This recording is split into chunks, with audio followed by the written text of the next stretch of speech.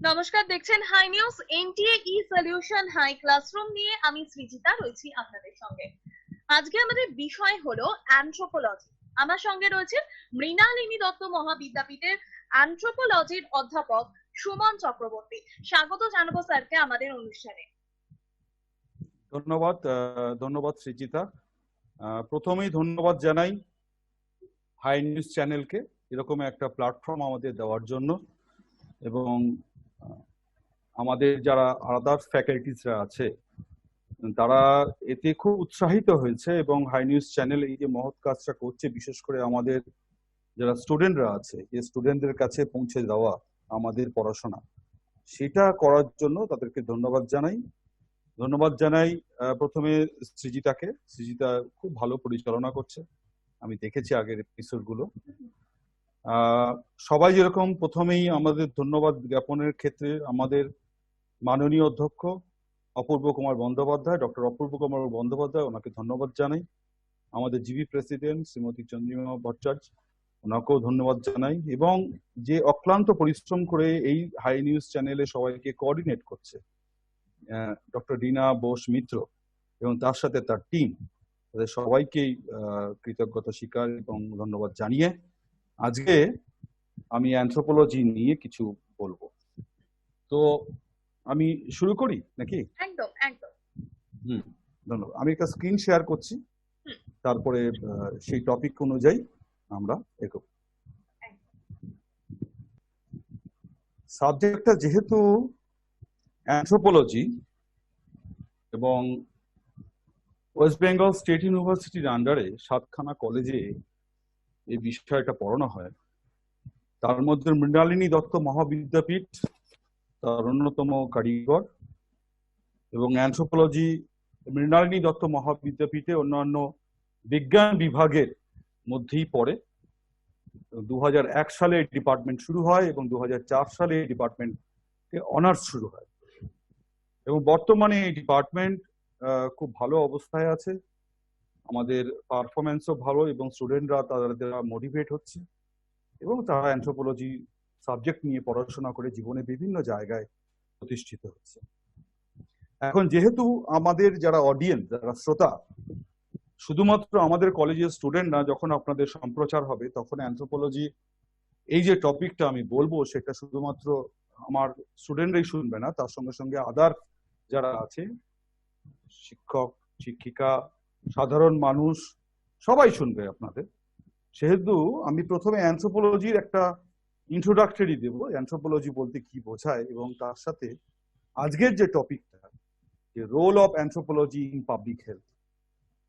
হ্যাঁ, যদি বাংলা আমি বলি, একদিকে আছে নৃবিজ্ঞান, আরেকদিকে আছে জনস্বাস্থ্য।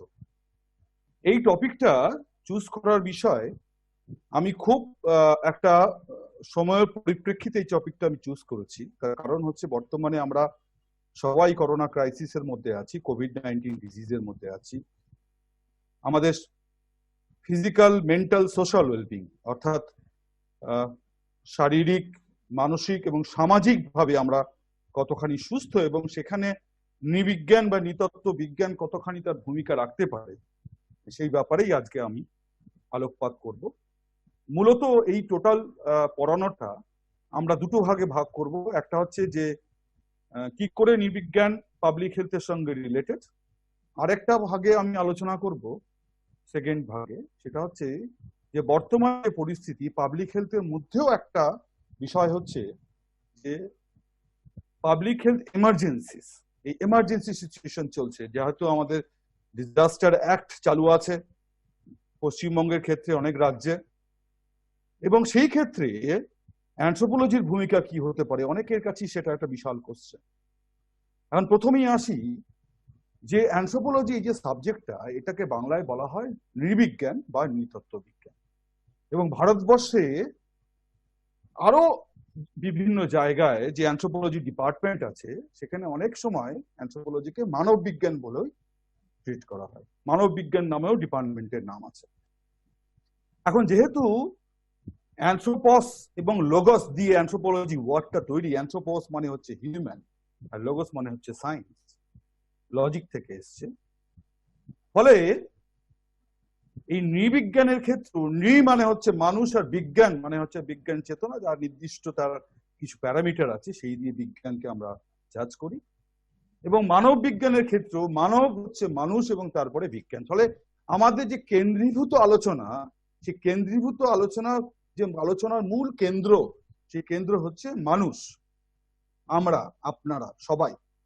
সেই জন্যই অ্যানথ্রোপোলজির এত গুরুত্ব। এবং অ্যানথ্রোপোলজি যেমন শুধুমাত্র পড়াশোনা করতে শেখায় না, মানুষকে মানুষ রূপে, মানুষের যে হুশ, যে হিউম্যানিটিস, সে ব্যাকবোনকেও তৈরি করে, মানুষকে সার্বিকভাবে তার রূপ দিতে সাহায্য করে। এখন role of anthropology in public health বলতে গেলে দুটো মানুষের কথা আমার প্রথমে মাথায় আসে, আমাদের ছাত্রছাত্রীদের উদ্দেশ্যে বলা। বাঁদিকে আমার আছেন একজন মানুষ এবং ডান দিকে আছে আমার একজন মানুষ, দুটো ছবি আছে। বাঁদিকের মানুষ যে 42 বা 45 বছর বেঁচে ছিলেন, তার নাম হচ্ছে ডক্টর জন স্নো, যাকে মডার্ন এপিডেমিওলজির ফাদার বলা হয়। এবং তার বিখ্যাত অবদান হচ্ছে ইংল্যান্ডে যখন কলেরা শুরু হয়েছিল, তখন তার সোর্সটা উনি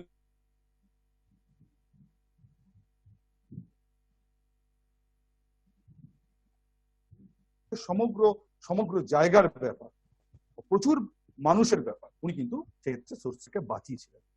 আর ডান দিকে আমার হচ্ছে, ওনার নাম হচ্ছে প্রফেসর বেঞ্জামিন পল। উনি আমেরিকান মেডিকেল অ্যানথ্রোপোলজিস্ট এবং যাকে বলা হয় ফাদার অফ মেডিকেল অ্যানথ্রোপোলজি। এই বিষয়ে আমি এর পরেও আলোকপাত করব। আমি Suman Chakraborty, department of anthropology, Mrinalini Datta মহাবিদ্যাপীঠের অ্যাসিস্ট্যান্ট প্রফেসর এবং হেড। 10 বছরের এক্সপিরিয়েন্স নিয়ে এখানে এসেছি। এবং এর সঙ্গে সঙ্গে আমিও আরো একটা ডিপার্টমেন্ট অফ ফুড অ্যান্ড নিউট্রিশনের কোঅর্ডিনেটর হিসেবে এই কলেজে সার্ভ করি। এবার যদি আমি মূল আলোচনায় আসার আগে আমি কেন এই ক্লাসটা নিচ্ছি এবং কেন ডব্লিউবিসিইউ সিবিসিএস সিলেবাসের সঙ্গে এগুলো যুক্ত, কারণ হচ্ছে দুটো পেপার, একটা পেপার সেমিস্টার 3-তে আর একটা পেপার সেমিস্টার 5-এ। এই দুটো পেপার আমাদের অ্যানথ্রোপোলজিতে আছে। একটা পেপারের নাম হচ্ছে পাবলিক হেলথ এন্ড এপিডেমিওলজি, এটা একটা স্কিল বেসড পেপার, এটাকে আমরা পড়াই। আর অ্যানথ্রোপোলজি অফ হেলথ বলে একটা পেপার, ডিপার্টমেন্টাল স্পেসিফিক ইলেকট্রিক যেটা আছে, সেটা সেমিস্টার 5-এ আমরা এখন সেটাকে পড়াচ্ছি। ফলে আমাদের যারা স্টুডেন্টরা, যারা অডিয়েন্স, শুধুমাত্র আমার স্টুডেন্ট না, যারা পাবলিক হেলথ নিয়ে পড়তে চায় অ্যানথ্রোপোলজিক্যাল অ্যাসপেক্টে, তাদের এই দুটো সিলেবাসের মধ্যে যে কন্টেন্ট আছে সেগুলো খুবই ইম্পর্টেন্ট এবং প্রাসঙ্গিক। এইবারে আজকের যে পড়ানোটা, এই পড়ানোটায় দুটো কোশ্চেন আমরা সামনে রাখছি। একটা কোশ্চেনকে রাখছি যে পাবলিক হেলথ বা জনস্বাস্থ্য বলতে আমরা কি বুঝি, এবং জনস্বাস্থ্যের যে উদ্দেশ্যগুলো আছে সেই উদ্দেশ্যগুলোতে যে নৃতাত্ত্বিক আলোচনাগুলো, নৃতাত্ত্বিক দৃষ্টিভঙ্গি থেকে সেগুলো কতখানি তার সঙ্গে রিলেটেড, তারা কি করতে পারে। আর সেকেন্ড কোশ্চেনটা হচ্ছে যে পাবলিক হেলথ ইমার্জেন্সি বলতে আমরা কি বুঝি, এবং সেখানেও অ্যানথ্রোপোলজির কি ভূমিকা থাকতে পারে, বিশেষ করে বর্তমান কোভিড-19 যে পাবলিক হেলথ ইমার্জেন্সি চলছে সারা পৃথিবীব্যাপী, আনপ্রেসিডেন্টেড অবস্থা এবং একটা প্যান্ডেমিক সিচুয়েশন, এখানে অ্যানথ্রোপোলজির ভূমিকা কি হতে পারে। এবার আসা যাক যে অ্যানথ্রোপোলজিক্যাল পার্সপেক্টিভসটা কি। যদি আমি ডেফিনেশন অ্যানথ্রোপোলজির নিই, তাহলে মোর দ্যান 100 ডেফিনেশন আমি অ্যানথ্রোপোলজিতে পাবো।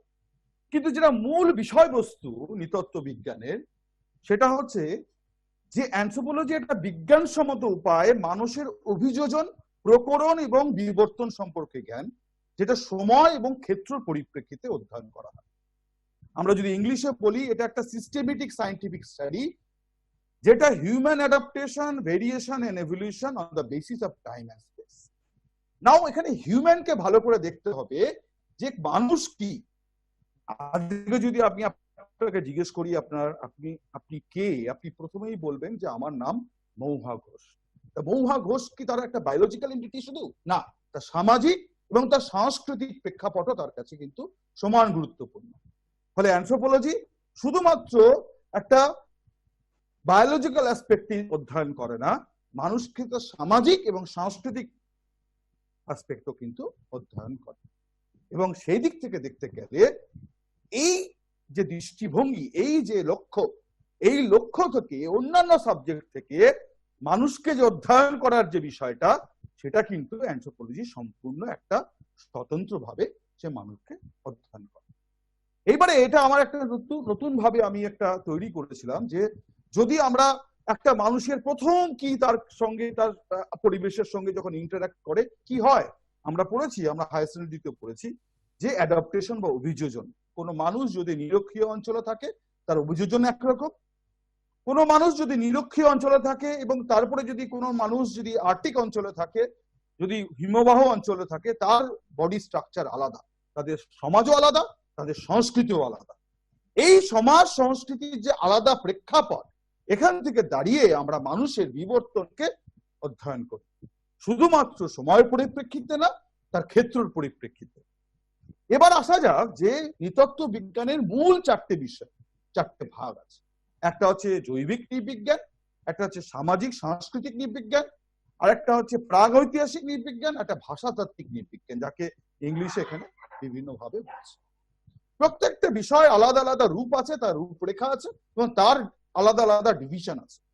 কিন্তু as a student of anthropology আমরা একটা মানুষকে তার সার্বিকভাবে কিভাবে এই প্রত্যেকটা জিনিস একে অপরের সঙ্গে ইন্টারকানেক্টেড, এই জিনিসটা কিন্তু অ্যানথ্রোপোলজির একটা খুব ইউনিক জিনিস একজন সঠিকভাবে অ্যানথ্রোপোলজি স্টুডেন্ট হয়ে উঠতে গেলে।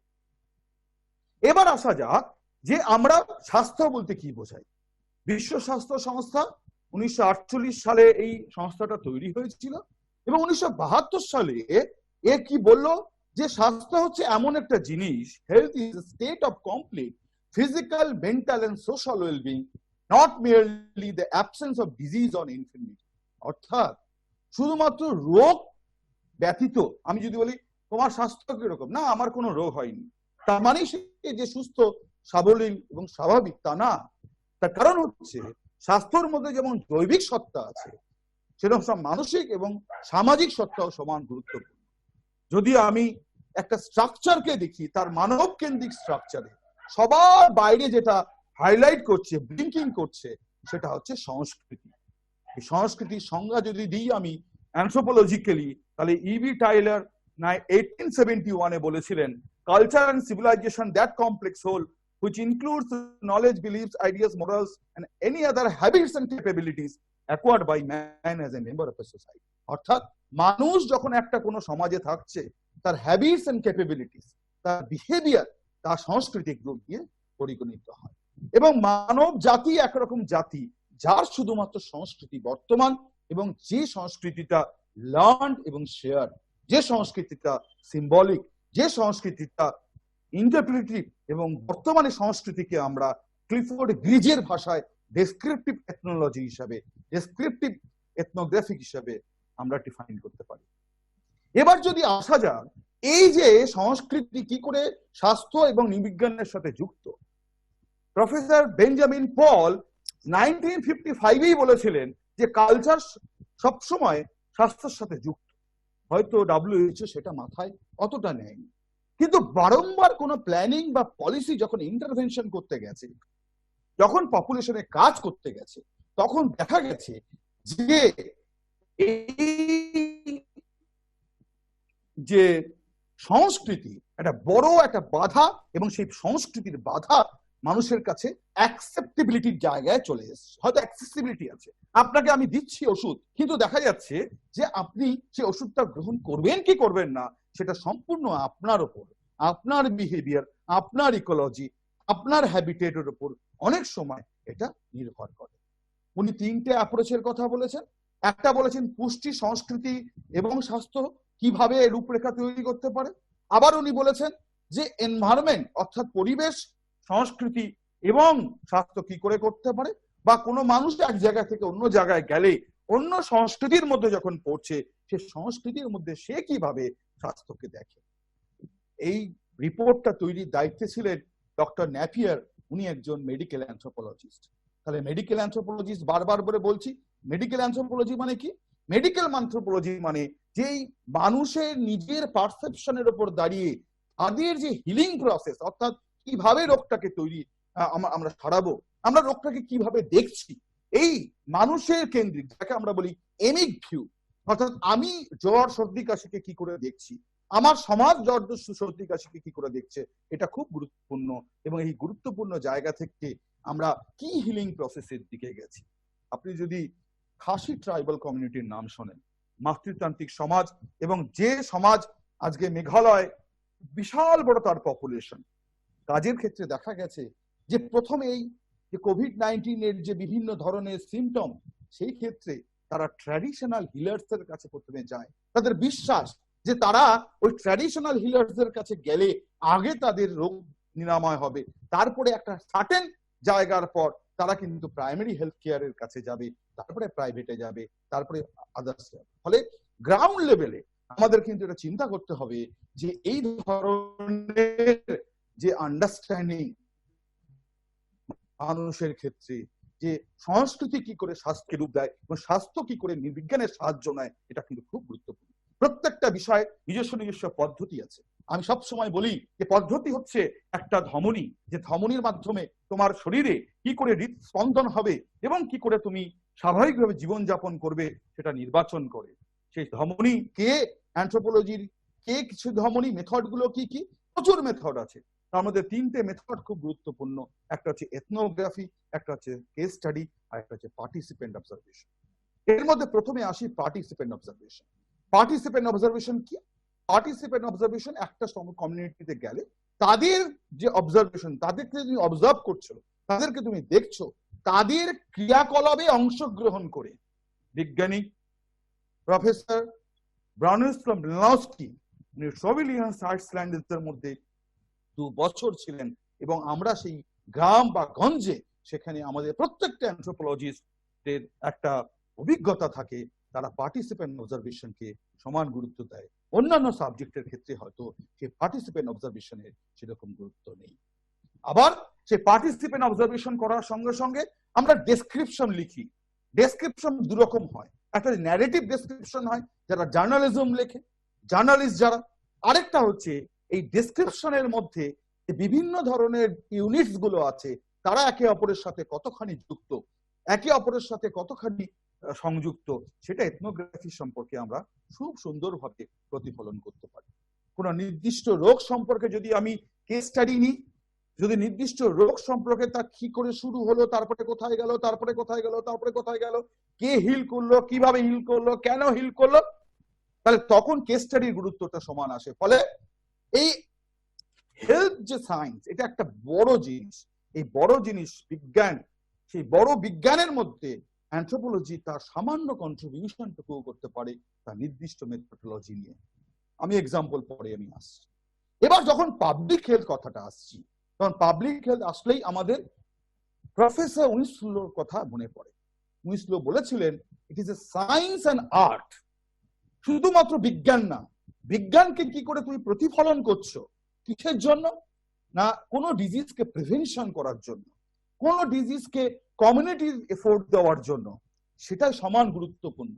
এবং তিনি 1920 সালে বলেছিলেন, সেটা Center for Disease Control America, তিনি একই কথা বলছে যে public health is a science of protecting and improving the health of the people and their. His work is achievement by lifestyle, researching disease and injury prevention, detection, preventing response of the infectious diseases. অর্থাৎ এই infectious disease আসছে, আমাদের ক্ষেত্রে চলছে। এখন public health পার্সোনালরা, they are the boss, they are giving the guideline where should go, where what kind of things we are adopting for preventing the disease from the mass populations.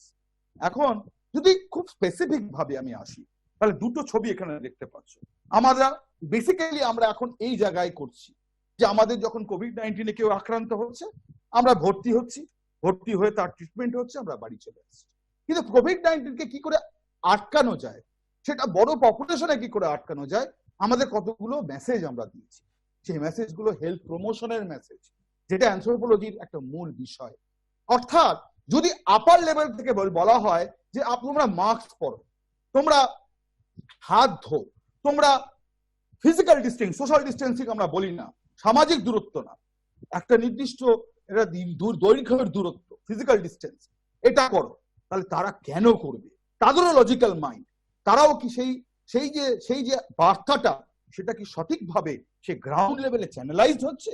সেই চ্যানেলাইজ করার জন্য translational research একটা বড় জিনিস। সেখানে epidemiology আছে, সেখানে health system approach আছে এবং হেলথ প্রমোশন আছে। আমরা মূলত এখন পাবলিক হেলথ বা জনস্বাস্থ্যের যে অবজেক্টিভস গুলো আছে সেগুলো নিয়ে একটুখানি দেখি। অনেক রকম অবজেক্টিভস আছে, যেমন একটা এপিডেমিক্স কে কি করে আমরা প্রিভেন্ট করব, একটা ডিজিজের স্প্রেড কি করে আমি তাকে আটকাবো, আবার এনভায়রনমেন্টাল হ্যাজার্ড কে কি করে আমি আটকাবো। কিন্তু যে অবজেক্টিভটা সব থেকে গুরুত্বপূর্ণময় অ্যানথ্রোপোলজি যেখানে কন্ট্রিবিউশন করতে পারে সেটা হচ্ছে promote and encourage healthy behaviour. Behaviour is one kind of, আমি আগেও বললাম যে বলেছিল habits and capabilities acquired by man as a member of a society. What you are doing and what you are capable to do, this is your culture, সংস্কৃতি।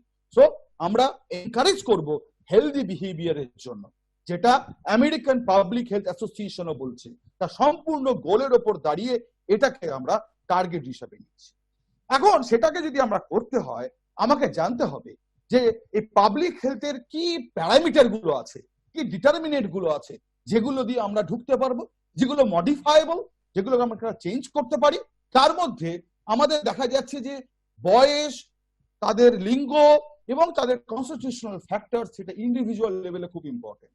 তার উপরে কে আছে, তার উপরে সোশ্যাল কমিউনিটি নেটওয়ার্ক খুব ইম্পর্টেন্ট। সেখানে চাষাবাদ কি করে, বিশেষ করে যারা আন্ডার প্রিভিলেজ গ্রুপ, যারা ট্রাইবাল গ্রুপ, ভারতবর্ষে ইন্ডিজিনাস গ্রুপ, যারা গ্রামের মানুষ, 64% of the population, more than 64% of the population, তারা এগ্রিকালচারাল বেসড, তাদের ফুড প্রোডাকশন, তাদের এডুকেশন, তাদের ওয়ার্ক এনভায়রনমেন্ট, তাদের এমপ্লয়মেন্ট, তাদের ওয়াটার স্যানিটেশন, এই সম্পূর্ণ প্যারামিটার গুলো আমাদের অধ্যয়ন করতে হবে। তারপরে আমরা বুঝতে পারবো যে কি করে তার সুপার স্ট্রাকচারে যে এই সংস্কৃতি তাদের সাথে যোগ স্থাপন করছে এবং পার্টিকুলার এনভায়রনমেন্টাল কন্ডিশনে। এবারে যদি দেখা যাক যে বিখ্যাত বিজ্ঞানী ম্যাক্রোরি অ্যান্ড টনসেন তার নিজস্ব বইতে মেডিকেল অ্যানথ্রোপোলজি ইন ইকোলজিক্যাল পার্সপেক্টিভসে এই স্ট্রাকচারটা দিয়েছেন। দেখুন এখানে হেলথ ইকোলজি মডেলে একদম নিচে আছে টিস্যু, আবার ওখানে আছে ইনঅর্গানিক সুপারস্ট্রাকচার মডেল, অর্থাৎ টিস্যুর সাথে সংস্কৃতি ওতপ্রোতভাবে জড়িত, একটার ওপর আরেকটা, আরেকটার ওপর আরেকটা করে করে সে জায়গায় সে পৌঁছাচ্ছে। এবং সেখানে হেলথ কালচার এবং পলিটিক্যাল ইকোনমি, স্টেট কি করে কাজ করছে সেখানে খুব গুরুত্বপূর্ণ বিষয়। ফলে কালচার, এখানে সোশ্যাল অর্গানাইজেশন কি নতুন নতুন আইডিয়া ডেভেলপ করছে, কিভাবে নিচ্ছে, খুব নতুন একটা মডেলের উপর কাজ হচ্ছে, সেটা বলা হচ্ছে socio ecological resilience model, socio ecological resilience theory. Resilience মানে কি, যদি এটা গার্ডারকে আপনি টানতে টানতে বা রাবারকে টানতে টানতে একটা নির্দিষ্ট টাইমের পর যদি আরো টানেন তাহলে কি হবে, ওটা ছিঁড়ে যাবে। কিন্তু যদি নির্দিষ্ট জায়গার আগে আপনি ছেড়ে দেন, সে রাবারটা, ব্যান্ডটা আবার আগের জায়গায় ফিরে আসে। মানুষ এরকম, যখন কোনো অ্যাডভার্স কন্ডিশন পড়ে তখন সে তার নিজের মধ্যে থেকে, তার ইকোলজি থেকে, তার সংস্কৃতি দিয়ে সেটাকে অ্যাডজাস্ট করার চেষ্টা করে। যখন সে অ্যাডজাস্ট করতে পারে তখন সে আবার নিজের জায়গায় ফিরে আসতে চেষ্টা করে। এই health ecology, socio ecological resilience মডেলটা, থিওরিটা খুবই গুরুত্বপূর্ণ। ফলকে 2006 এই মডেলটা দিয়েছে, তার সাথে হেলথ ইকোলজি মডেল, এবং সেখানে কি করে সংস্কৃতি এবং আমার স্বাস্থ্য একে অপরের সঙ্গে যুক্ত। এবার একটা আমি আপনাকে এক্সাম্পল দিই, যে এক্সাম্পল আমার নিজের কাজ, আমার ছাত্রছাত্রীরা আমি সবাইকে এটা এক্সাম্পল দিচ্ছি। প্রথম একটা এক্সাম্পল দিই, এই গাছটার নাম হচ্ছে গঙ্গা শিউলি। এটা একটা উড়িয়া নাম, গঙ্গা শিউলি, তার নির্দিষ্ট বিজ্ঞানসম্মত নাম আছে। এবং যুগ যুগ ধরে এটা ওই আদিবাসী সমাজে মেনে আসছে যে যদি তাদের ম্যালেরিয়া বা কোন রকম জ্বর হয় তাহলে এই গঙ্গা শিউলির পাতা বেটে এই পাতা যদি খাওয়ানো যায় তাহলে একদিন অন্তর একদিন খাওয়ালে তাহলে কিন্তু আস্তে আস্তে তারা সুস্থ হয়ে যাবে। আমরা জানি ক্লোরোকুইন এক রকমের ওষুধ যেটা ম্যালেরিয়া প্রতিষেধক হিসাবে, কিন্তু দেখুন এই গঙ্গা শিউলি কিন্তু আজকের ওষুধ না, তারা কিন্তু ট্রায়ালের এবং এরারের মাঝে মাঝে এই হেলথকে, তাদের হিলিং প্রসেসকে এরা এইভাবে কিন্তু কনসেপচুয়ালাইজ করেছে, এবং তারা ম্যালেরিয়া রোগের জন্য এই গাছগুলোকে আজও পর্যন্ত, আপনি যদি ভুবনেশ্বরে যান, এই গ্রামটার নাম হচ্ছে কৃষ্ণনগর, এটা চন্দ্রকা ডম্পারা এলিফ্যান্ট স্যাংচুরির পাশে, এখানে গাছটা আজও দেখতে পাবেন। সেরকমই আপনি দেখতে পাবেন কিছু বডি জয়েন্ট পেনের আবার কিছু কিছু গাছ, সেখানে কি আছে, একটা ট্যাবো আছে।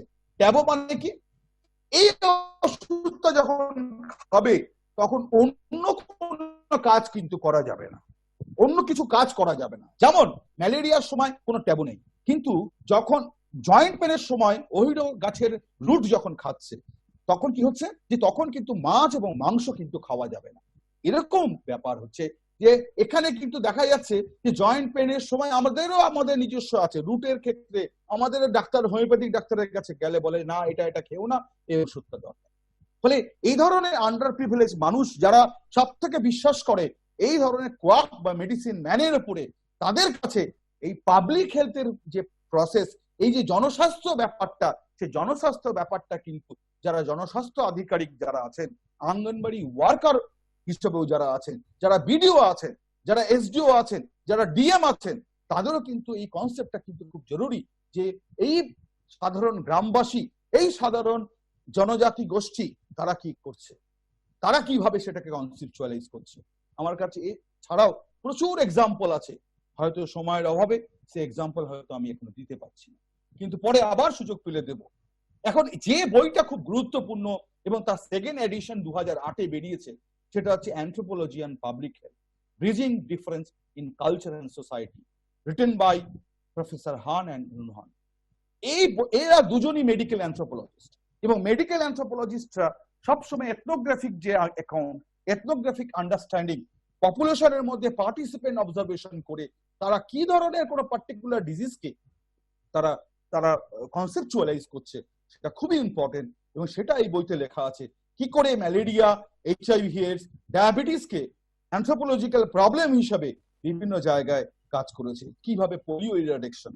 আজকে আর 4 মিনিট আমি একটা ছোট্ট এক্সাম্পল দিয়ে শেষ করব। যখন কাজ করছি, একটা ছোট্ট গল্প, কাজ করছি ভুবনেশ্বরে একটা গ্রামে। সেই গ্রামে কাজ করতে করতে আমার মনে হলো যে যারা বার্থ হয়েছে, যারা জন্মগ্রহণ করছে, বাচ্চাদের ওয়েট নেওয়া উচিত, ওয়েট দেখা উচিত, কার কাছে যদি ডকুমেন্ট থাকে। তা আঙ্গনবাড়ি দিদির কাছে গেলাম। সে আঙ্গনবাড়ি দিদি আমাকে বললো যে হ্যাঁ আমার কাছে একটা ডকুমেন্ট আছে, এবং সেখানে দেখছি যে লেখা আছে যে যারা বড় বাড়িতে জন্মাচ্ছে তাদের 2.5 কেজি, আর যারা হসপিটালে জন্মাচ্ছে তাদের 3 কেজি। আমার তো মনে হলো এটা গন্ডগোলের কিছু আছে। তখন আমি বললাম আচ্ছা এটা কি করে সম্ভব? তখন তাকে চাপ দিতে বললো যে না স্যার একটা সমস্যা আছে। কি? বাড়িতে যারা জন্মাচ্ছে তখন তাদের যখন আমি ওয়েট করছি, ওরা যেদিন জন্মালো তার পরের দিন ওয়েট করলো, এবার কোনো মতে 2-3 দিন বাদে ওই বাচ্চাটার কোনো রোগ হলো, তখন সেই গ্রামবাসী বা সেই পরিবার বলছে যে ওই ওয়েট করার জন্যই তার কি হয়েছে, তার হয়তো ওয়েটটা কমে যাচ্ছে বা তার রোগগ্রস্ত হয়েছে। এটা যদি অন্য বিজ্ঞান চেতনার জায়গায় যায়, হয়তো আমাদের কাছে হাস্যকর মনে হবে যে কি বলছে, তারা কিছু জানে না। কিন্তু তাদের জায়গায় যদি দাঁড়িয়ে আমরা দেখি, তাহলে এই কনসেপ্টটা কি করে আস্তে আস্তে তাদের কাস্টমসে রূপান্তরিত হয়, তাদের নর্মসে রূপান্তরিত হয়, তাদের ভ্যালুজে রূপান্তরিত হয়, সেটাই হচ্ছে অ্যানথ্রোপোলজি দেখিয়ে দিচ্ছে।